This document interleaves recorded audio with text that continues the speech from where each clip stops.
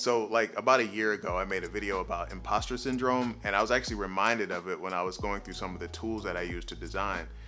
And it reminds me of this time where I was calling myself a designer, right? And I was really super excited about this landing page I had just done.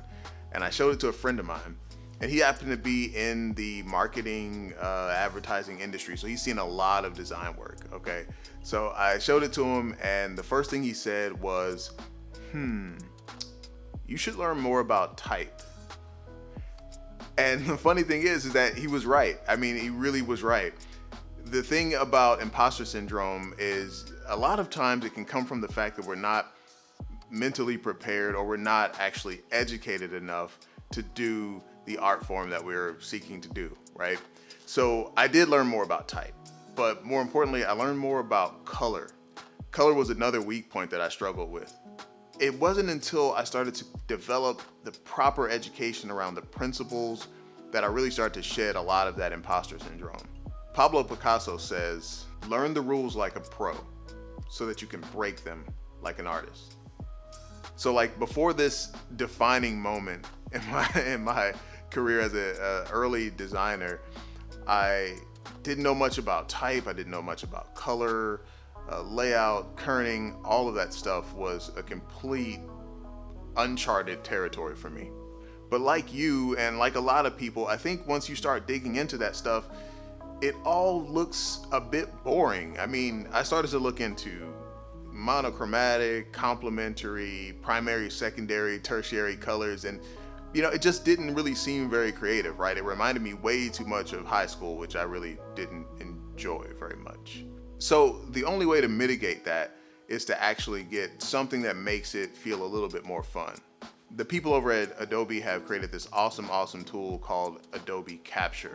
And it really made color palettes and all of that stuff super fun for me. I like to get my inspiration from things around me, like when you see things in the street, or you see things in a shop, or someone else has designed something pretty cool and you like the color scheme. I like to get my inspiration from there instead of just looking at color palettes. So let's just take a look at it. I'll show you how dope this really is. All right, so you open up the app, right? And immediately it starts picking up colors from whatever you pointed at. You can see it's picking up the orange escape key on the keyboard as like a highlight color. If you move it away, it'll even pick up the subtle blues, maybe even both.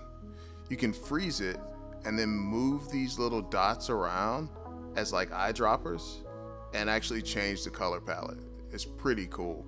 Now you can mess it up and make a lame color palette if you keep moving things around, but you can even see it's picking up some of the navy blue here from the screen.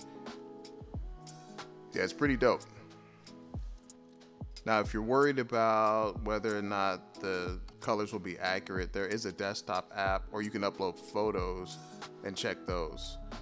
Now, there are other tools where you can actually use real things in real life to make vector outlines. And this is a pretty cool tool to vector your hand drawings as well.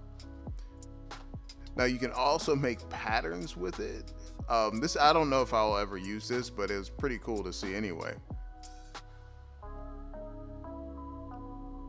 And then there's even this tool here where you can take the colors from the scene, and apply them to a picture or some footage as kind of like a LUT.